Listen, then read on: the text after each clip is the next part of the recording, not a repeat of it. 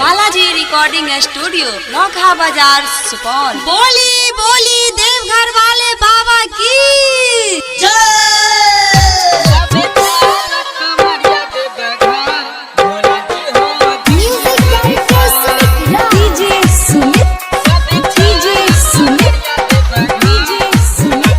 Balaji recording studio नौखा बाजार सुपौल। सब चालक कमरिया देवघर भोला जी हो जय है परेशान। सब चालक कमरिया देवघर भोला जी हो जय है परेशान। सब चालक कमरिया देवघर भोला जी हो जय है परेशान। हो सब चालक कमरिया देवघर भोला जी हो जय है परेशान। बोले बम बोल के चाला बोले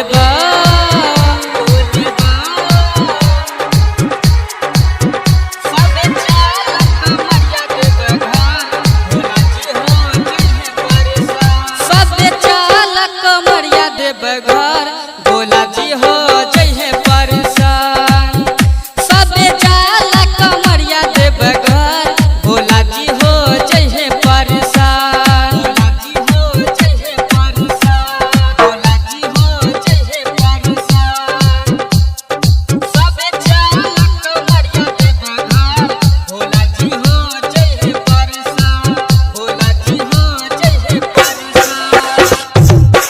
बालाजी रिकॉर्डिंग स्टूडियो नौखा बाजार सुपौल। बमलो गाजा पिए चिलम से धुकुरा धुकुरा धुइया छोड़े। बमलो गाजा पिए चिलम से धुकुरा धुकुरा धुइया छोड़े। हाथों में चिलम है डीजे पर सब नाचत है। सब नाच के जाता देवघर हो देवघर। सब चालक कमरिया देवघर भोला जी हो जय है परेशान। हो सब चालक कमरिया देवघर भोला जी हो जय है परेशान। बोले बम बोल के चाला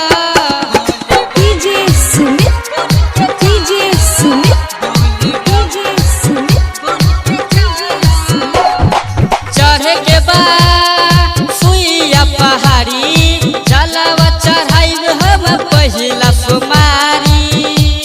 चढ़े के बाद सुइया पहाड़ी जलवा चढ़ाइब हम पहिला सुमारी। कांधे पर कांवर है बोल बम सब बोलत है। सब नाच के जाता देवघर हो देवघर। दीवाना दिल फूफ जाता देवघर भोला जी हो जय है परेशान। हो सब चालक कमरिया देवघर भोला जी हो जय है परेशान। बोले बम बोल के चाला बोले बम दिल खुश करना पति जाता देवघर भोला जी हो जय है परेशान। हो सब चालक कमरिया देवघर भोला जी हो जय है परेशान। बोले बम बोल के चाला बोले बम।